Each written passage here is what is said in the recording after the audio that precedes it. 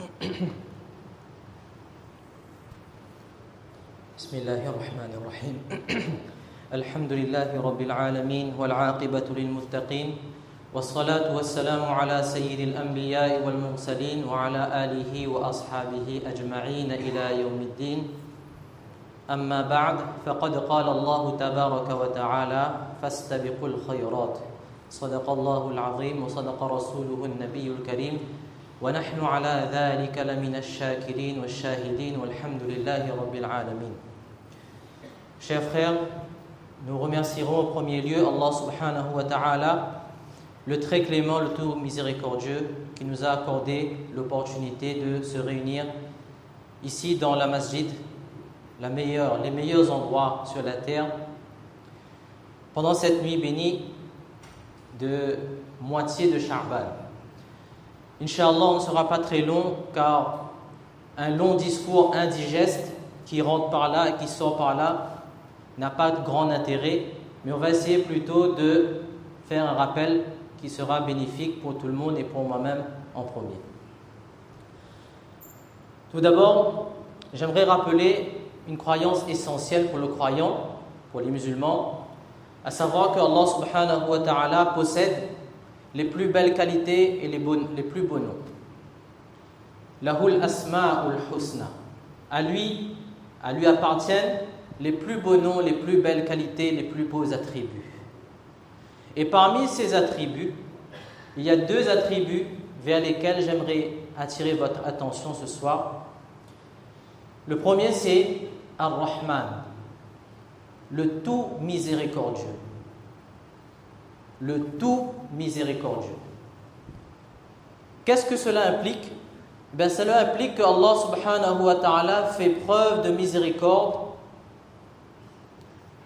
dans ce dunya pour toutes les créatures qui existent et qui habitent et qui vivent dans ce dunya. Qu'ils soient musulmans ou qu'ils soient non musulmans, qu'ils soient obéissants ou qu'ils soient désobéissants, la miséricorde d'Allah subhanahu wa ta'ala atteint ces créatures. Et pour illustrer mon propos, je raconte une petite histoire. C'est l'histoire d'un homme qui était tombé malade, problème pulmonaire assez grave, et il a dû partir à l'hôpital. Il a fait un séjour à l'hôpital, il a été mis sous oxygène pendant une semaine. Et puis, par la grâce d'Allah subhanahu wa ta'ala, il guérit, et il était dans un pays où nous n'avons pas la chance d'avoir le système de carte vitale sécurité sociale, il faut payer les soins d'hôpitaux. Donc, lorsqu'il a la facture, il est entouré de ses proches, il se met à pleurer. Et là, les proches lui demandent: est-ce que tu as des problèmes d'argent? Est-ce que tu as un problème pour payer? On va t'aider, ce n'est pas un problème, pas besoin de pleurer pour cela. Cet homme répond et dit: je ne pleure pas pour l'argent. Il dit que une semaine à l'hôpital, j'étais sous oxygène, je dois payer un montant. Depuis ma naissance jusqu'à maintenant, j'ai consommé l'oxygène. Allah subhanahu wa ta'ala ne m'a jamais fait payer. Et Allah subhanahu wa ta'ala donne l'oxygène aux mécréants comme aux croyants, sans leur demander quoi que ce soit. Même si tu désobéis à Allah, tu as toujours ton oxygène pour respirer. Parce qu'Allah subhanahu wa ta'ala, il est Ar-Rahman. Il est tout miséricordieux. Sa miséricorde embrasse toute la création dans ce dunya. Kafir, mu'min, fasiq, muttaqi. Et si on pourrait donner une image, juste une image, qui approcherait de la miséricorde d'Allah subhanahu wa ta'ala, ce serait la miséricorde qu'est une maman pour son enfant. À ce propos-là, j'ai vu une petite image qui est passée sur les réseaux sociaux, ça m'a fait réfléchir. On voit un petit enfant qui sort, il fait froid, il y a la neige, et sa maman qui court derrière lui pour lui donner quelque chose pour se couvrir, parce qu'il est habillé pour se couvrir. Et on voit quelques années plus tard, ce même enfant devenu un jeune homme responsable, mature, qui connaît un peu les rouages de la vie, et il est sorti sans se couvrir, et sa maman qui court derrière avec lui avec un manteau pour le couvrir. C'est la miséricorde d'une maman envers son enfant. Eh bien, Allah subhanahu wa ta'ala est beaucoup plus miséricordieux envers nous que notre propre maman envers nous-mêmes. Ça, c'est Ar-Rahman. La deuxième qualité d'Allah subhanahu wa ta'ala sur laquelle j'aimerais attirer l'attention, c'est Al-Karim. Al-Karim, le très généreux. Le plus généreux parmi les généreux. Vous savez, dans ce monde, il y a des gens qui sont généreux, qui ont le cœur sur la main, comme on dit, et qui sont prêts à donner, sans compter des fois. Mais malgré cela, il y a une limite. Ils donnent une fois, 2 fois, 3 fois, 10 fois, 100 fois, puis à un moment donné, ils disent hey, stop un coup là. On ne va pas pousser le bouchon trop loin. Ou bien sinon, quoi, tu m'as fait un coup bas la dernière fois, là, tu viens me demander quelque chose, non, sors là. Il est généreux, oui, mais il y a une limite. Allah subhanahu wa ta'ala est le plus généreux parmi les généreux, c'est-à-dire qu'il est prêt à donner aux plus ignobles parmi les ignobles. Histoire que vous connaissez tous. Lorsque Allah subhanahu wa ta'ala a ordonné à Shaitan, Iblis, de se prosterner devant Adam, alayhi salatu wa salam, il a refusé. Il a refusé d'obéir à Allah subhanahu wa ta'ala. Il a argumenté avec Allah subhanahu wa ta'ala. Il a dit, moi je suis meilleur que lui, pourquoi je vais me prosterner devant lui? Il s'est enflé d'orgueil. Allah subhanahu wa ta'ala, dans une colère sans précédent, قَالَ فَخْرُجْ مِنْهَا فَإِنَّكَ رَجِيمٌ, dégage, tu es maudit jusqu'à la fin des temps. Et là, ce shaitan-là, à ce moment-là, il fait dua avec Allah subhanahu wa ta'ala. قَالَ رَبِّ فَأَنظِرْنِي إِلَى يَوْمِ يُبْعَثُونَ. Ô Seigneur, accorde-moi un délai jusqu'au jour du Qiyamah. قَالَ فَإِنَّكَ مِنَ الْمُنظَرِينَ. Allah a accepté son dua, tu as un délai jusqu'au jour du Qiyamah. Allah, dans sa colère, Shaitan avec son orgueil, Allah accepte son dua. Les savants écrivent, s'il avait demandé pardon, Allah lui aurait pardonné. Il a demandé un délai, Allah lui donne un délai. Pourquoi? Parce qu'Allah est Karim. Allah, il est prêt à donner aux plus ignobles parmi les ignobles. Ceci étant dit, d'un autre côté, Allah subhanahu wa ta'ala, Khaliq, le créateur de toutes choses, nous a créés, nous êtres humains. Et nous a envoyés sur cette terre. Alladhi khalaqa al-mawta wal-hayata. Il nous a accordé la vie, il va nous accorder la mort. Et entre cette vie et cette mort, c'est pas manger, boire, dormir. Liyabluwakum ayyukum ahsanu amala. Pourquoi il vous a donné la vie? Pourquoi il vous donnera la mort? Afin de nous tester, afin de nous éprouver, afin de nous faire passer une épreuve. Et pour rendre un petit peu cette épreuve un peu plus piquante, un peu plus ardue, Allah subhanahu wa ta'ala dit khuliqal insanu da'ifa. Il nous a créés faibles. Et ensuite il a mis quelqu'un derrière à nos trousses. Inna shaytana lakum aduwwun fattakhidhuhu aduwwa. Shaytan est votre ennemi déclaré, prenez-le comme ennemi. Et en plus de ça, il a mis en nous quelqu'un une personne qui ne veut pas forcément du bien. Inna nafsa la ammaratun bis-su. Que le nafs, l'ego, est incitatrice du mal. Donc on est faible. Il y a Shaitan qui est là derrière nous, de tous les côtés. ثُمَّ لَآتِيَنَّهُمْ مِنْ بَيْنِ أَيْدِيهِمْ وَمِنْ خَلْفِهِمْ وَعَنْ أَيْمَانِهِمْ وَعَنْ شَمَالِهِمْ. Il va venir de droite, de gauche, devant, derrière. Et on a l'ego. Et à cause de ça, eh bien, des fois, on perd un peu le nord. On se détourne du chemin. On oublie un peu notre but sur terre. On tombe dans l'insouciance. On tombe dans la recherche excessive des plaisirs de ce monde. Et on oublie notre réalité implacable, notre mort et notre présence devant Allah subhanahu wa ta'ala le jour du Qiyamah. Mais comme je l'ai dit, Allah subhanahu wa ta'ala est Rahman. Allah est Karim. Allah est le tout miséricordieux, Allah est le très généreux. Et Allah subhanahu wa ta'ala, il veut absolument qu'on réussisse. C'est pour cela qu'Allah subhanahu wa ta'ala place dans des moments, à des moments de notre vie,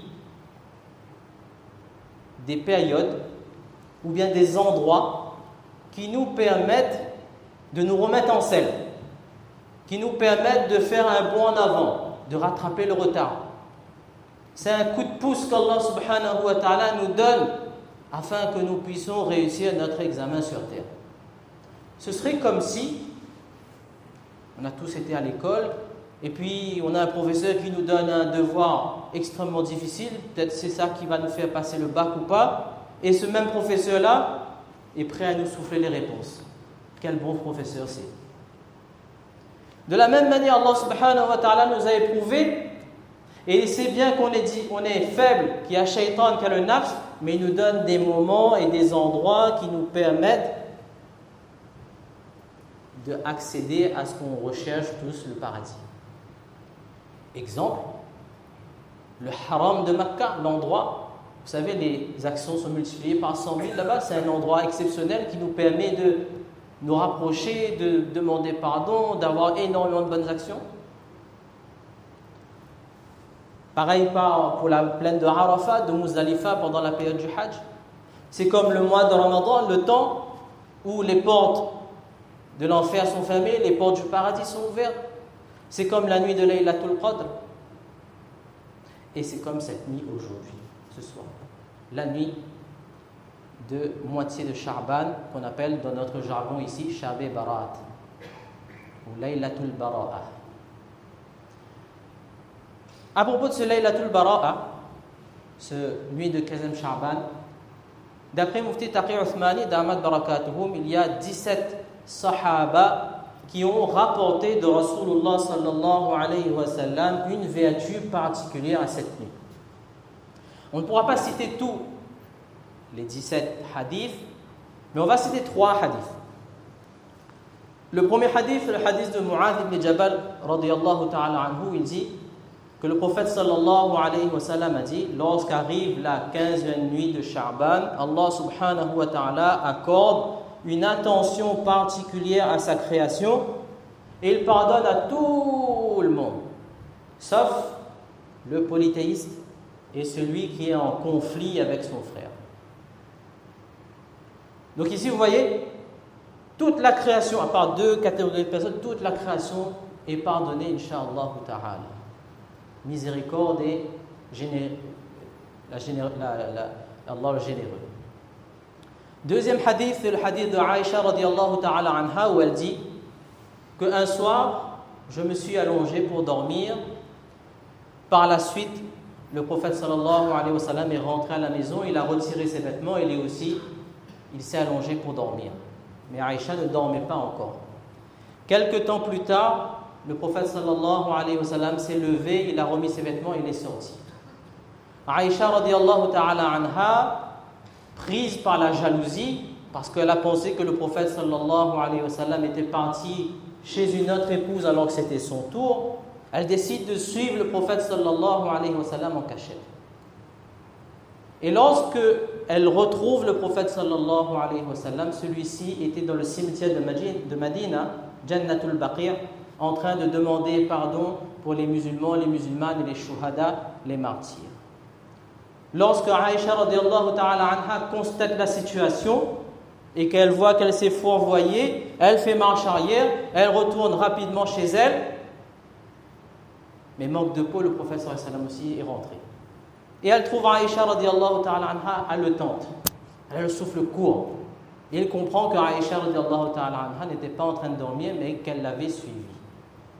Le prophète sallallahu alayhi wa sallam lui demande: oh Aïcha, est-ce que tu penses que Allah et son Rasoul t'auraient causé du tort, auraient abusé de toi? Aïcha radiyallahu ta'ala anha dit: non, ya Rasulallah, je pensais que tu étais parti chez une autre épouse alors que c'était mon tour. Et là le prophète sallallahu alayhi wa sallam dit que cette nuit, c'est la nuit de 15e Sha'ban. Allah subhanahu wa ta'ala accorde une attention particulière à sa création et il libère du feu de l'enfer autant de personnes qu'il y a sur le bétail de la tribu des Banu Kalb. Les Banu Kalb qui sont les Banu Kalb, c'était une tribu à l'époque de Rasulullah sallallahu alayhi wa sallam. Si notre Mutawalli aurait été Sahabi, il serait été Banu Kalb. Parce qu'ils avaient tellement de bétail, tellement de cheptel, tellement de patrimoine en animal, que lorsqu'ils passaient dans une vallée, d'une montagne à l'autre, il n'y avait plus de place pour les gens pour se déplacer. Pourquoi? Parce que les animaux prenaient toute la place. Alors sur un animal, combien de millions de poils il y en a? Maintenant imaginez un bétail à perte de vue. Allah subhanahu wa ta'ala libère plus de personnes qu'il n'y aurait de poils sur tous les animaux qu'il y a du cheptel de Banu Kalb. Rahman Karim. Et enfin le troisième hadith, c'est le hadith de Uthman ibn Abil As radiyallahu ta'ala anhu. Il dit, le prophète sallallahu alayhi wa sallam a dit que lorsqu'arrive la 15e nuit du mois de Sha'ban, Allah subhanahu wa ta'ala descend au ciel le plus proche, comme cela sied à sa majesté, et une annonce est faite. Est-ce qu'il y a quelqu'un qui recherche le pardon? Est-ce qu'il y a quelqu'un qui a besoin de quelque chose que je lui donne? Est-ce qu'il y a quelqu'un qui a la maladie que je donne la guérison? Est-ce qu'il y a quelqu'un qui cherche la afia que je donne la afia? Et comme ça, jusqu'au Subh Sadiq, Allah subhanahu wa ta'ala demande aux gens, qu'est-ce que vous voulez? Demandez-moi, je vous donne. Allah subhanahu wa ta'ala accepte les requêtes. Toutes les nuits de l'année, Allah subhanahu wa ta'ala fait cette annonce-là. Sauf que cette annonce-là est réservée dans le dernier tiers de la nuit. Et des fois, c'est difficile. Le tahajjud, ce n'est pas pour tout le monde. Surtout en ce moment, c'est un petit peu tôt. Mais là, on a l'occasion de pouvoir profiter de cette annonce dès l'heure de Maghrib, aujourd'hui, jusqu'à demain, Subh Sadiq. Al-Rahman Al-Karim.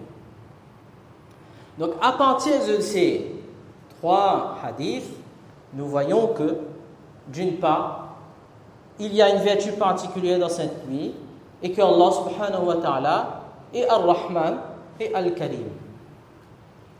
Maintenant, malheureusement, pour être honnête, il faut savoir qu'il y a des personnes qui sont privées de cette miséricorde et cette générosité dans cette nuit-là. Lorsqu'on regarde les 17 hadiths là, 1, le polythéiste, celui qui fait l'associationnisme, qui est associé avec Allah subhanahu wa ta'ala. 2, celui qui est en conflit avec son frère. 3, celui qui a la haine et l'animosité dans son cœur envers d'autres personnes. 4, celui qui commet le zina. 5, celui qui boit de l'alcool.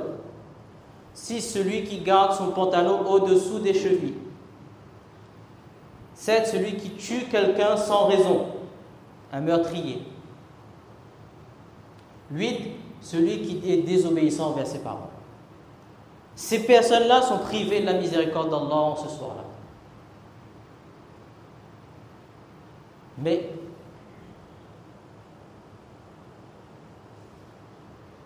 il n'est jamais trop tard, car la porte du pardon n'est jamais fermée. Allah subhanahu wa ta'ala est prêt à accepter le tawbah de n'importe quel serviteur tant qu'il n'agonise pas. Mais l'agonie, quand l'âme arrive dans la gorge, commence à avoir des râles comme ça, juste avant ce moment-là, Allah subhanahu wa ta'ala est prêt à accepter le tawbah. Donc ceux qui sont dans ces catégories qui ont été citées, eux-mêmes connaissent leur situation. Si on veut profiter de la miséricorde d'Allah subhanahu wa ta'ala, la seule façon de profiter, c'est de faire tawbah avant. Demander pardon à Allah sincèrement pour le péché qu'on a fait. Et de faire l'intention de ne plus recommencer. Si c'est en relation avec quelqu'un, demander pardon à Allah et demander pardon à la personne et faire la réparation à la personne. Après seulement, on peut profiter, Inch'Allah, de la miséricorde d'Allah subhanahu wa ta'ala dans cette vie. Donc concrètement, qu'est-ce qu'on doit faire finalement cette nuit-là? Qu'est-ce qu'on va faire? Mais il faut savoir qu'il n'y a aucune action spécifique, spéciale à cette nuit-là. Peut-être on a entendu, on a vu faire 4 rakats avec 10 10 fois telle sourate, puis 10 fois telle sourate. Il n'y a rien de spécial à cette nuit, il n'y a rien. Celui qui veut faire dhikrullah, il fait dhikrullah. Celui qui fait durud sharif, fait durud sharif. Celui qui fait nawafil, il fait nawafil. Celui qui veut faire salat ou tasbih, il fait salat ou tasbih. Celui qui veut lire Coran, il lit Coran.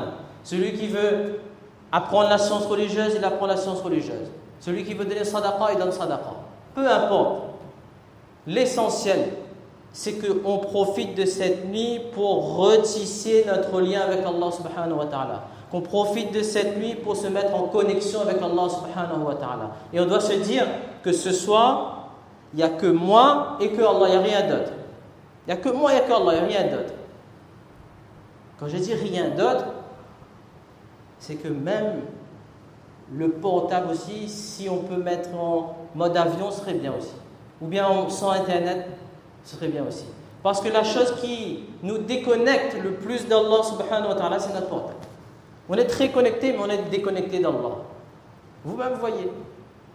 Et imaginez namaz. Allahu Akbar. Il suffit que ça sonne un petit peu, ça bouge un petit peu là. Que ça arrive là. C'est quelle notification là? Salam alaikum. Et bon, la connexion avec Allah, on n'a pas. La connexion pour téléphone, oui. Connexion Wi-Fi, on a. Le Wi-Fi d'Allah, on n'a plus. Donc il faut profiter de ces moments-là, justement. C'est pour gommer ce qu'on a fait comme erreur, pour changer nos habitudes. Reconnexion avec Allah subhanahu wa ta'ala. Et le minimum syndical, on va dire, vous n'êtes pas obligé de faire. Si vous avez envie de faire, vous faites. Mais le minimum syndical, c'est de faire Isha en Jama'at et Fajr en Jama'at. Comme le prophète sallallahu alayhi wa sallam a dit, celui qui fait Isha en Jama'at, moitié de la nuit ibadat. Celui qui fait Fajr en Jama'at, moitié de la nuit ibadat. Donc, tu as fait Isha et Fajr, tu as toute la nuit. Ensuite, si tu fais en plus, mais tu as en plus, alhamdulillah. Ensuite, chacun sa capacité. Une demi-heure, 45 minutes, 1 heure de temps, 2 heures de temps. Je me lève plus tôt. Je fais toute la nuit, si je suis capable, pourquoi pas. Mais l'essentiel, c'est d'avoir fait quelque chose pour avoir le pardon d'Allah subhanahu wa ta'ala. Comme il y a le petit vers en farsi qui dit Rahmati haq bahana mi juyad.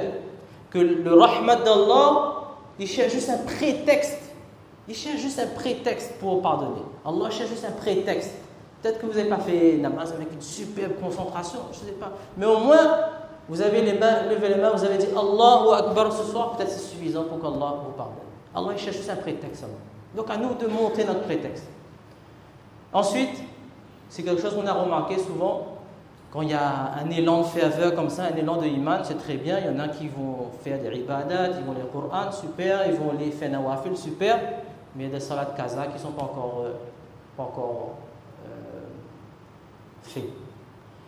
Profitons, si on a des salats kaza, au lieu de faire de la lecture du Coran, des nawafil, du tasbih, du zikr, qui sont très bien en soi, profitons de ces moments où on a envie de le faire pour combler nos salats kaza qui sont en suspens. Ensuite, il reste 2 questions à aborder. La question du Kabrestan. Est-ce qu'il faut aller au Kabrestan ou pas? En tout cas, s'il y en a qui veulent aller au Kabrestan, ils peuvent aller au Kabrestan. Mais ce n'est pas la sunna de Rasulullah sallallahu alayhi wa sallam spécifiquement à chaque 15e Sha'ban d'aller au Kabrestan. Ceux qui veulent aller, ils veulent. Ceux qui ne sont pas allés, on n'a rien à leur dire. Est-ce qu'il faut garder Rosa demain? Est-ce qu'il faut jeûner demain ou pas? Ce n'est pas sunna de jeûner ou pas, mais ceux qui veulent garder un jeûne nafil, tant mieux. Alhamdulillah. Ceux qui veulent faire demain c'est lundi, on fait c'est lundi. Mais jeûner spécifiquement le 15e Sha'ban en pensant que c'est une sunna. Donc pour vous faire suivre vos ibadat par un jeûne, Inch'Allah, Allah subhanahu wa ta'ala va accepter. Donc qu'Allah subhanahu wa ta'ala nous accorde le tawfiq de passer quelques moments à se reconnecter avec lui. Qu'Allah subhanahu wa ta'ala fasse que nous sommes parmi les gens qu'il pardonne, parmi les gens qui sont libérés du feu de l'enfer et parmi les gens pour qui Allah subhanahu wa ta'ala accepte les doigts. Amin ya rabbal alamin wa akhiru da'wana alhamdulillahi rabbil alamin. Bismillahir rahmanir rahim. Allahumma lakal hamdu kullu wa lakal shukru kullu wa ilayka yurja'u al-amru kullu alaniyatuhu wa sirruhu. اللهم لك الحمد حتى ترضى ولك الحمد إذا رضيت ولك الحمد بعد الرضا ولك الحمد أبدا أبدا اللهم صل على سيدنا محمد كلما ذكره الذاكرون وكلما غفل عن ذكره الغافلون جزى الله عنا سيدنا محمدا صلى الله عليه وسلم بما هو أهله. اللهم إنك عفو تحب العفو فاعف عنا. رب اغفر وارحم وأنت خير الراحمين. رب اغفر وارحم وتجاوز عما تعلم إنك أنت الأعز الأكرم. اللهم ربنا آتنا في الدنيا حسنة وفي الآخرة حسنة وقنا عذاب النار وقنا عذاب القبر وقنا عذاب الفقر وقنا عذاب الحشر وقنا عذاب الدين واحشرنا يوم القيامة مع المتقين والأبرار. اللهم إنا نسألك الهدى والتقى والعفاف والغنى. يا مقلب القلوب ثبت قلوبنا على دينك. يا مصرف القلوب صرف قلوبنا إلى طاعتك. اللهم إنا نسألك فعل الخيرات وترك المنكرات وحب المساكين وأن تغفر لنا وترحمنا. وإذا أردت بقوم فتنة فتوفنا إليك غير مفتونين. ونسألك حبك وحب من يحبك وحب عمل يقربنا إلى حبك. اللهم انصر الإسلام والمسلمين. اللهم أعز الإسلام والمسلمين. اللهم انصر إخواننا المستضعفين في كل مكان. اللهم اغفر لأمة محمد صلى الله عليه وسلم. اللهم ارحم أمة محمد صلى الله عليه وسلم. اللهم أصلح أمة محمد صلى الله عليه وسلم. اللهم استر أمة محمد صلى الله عليه وسلم. اللهم اجبر أمة محمد صلى الله عليه وسلم. اللهم فرج عن أمة محمد صلى الله عليه وسلم.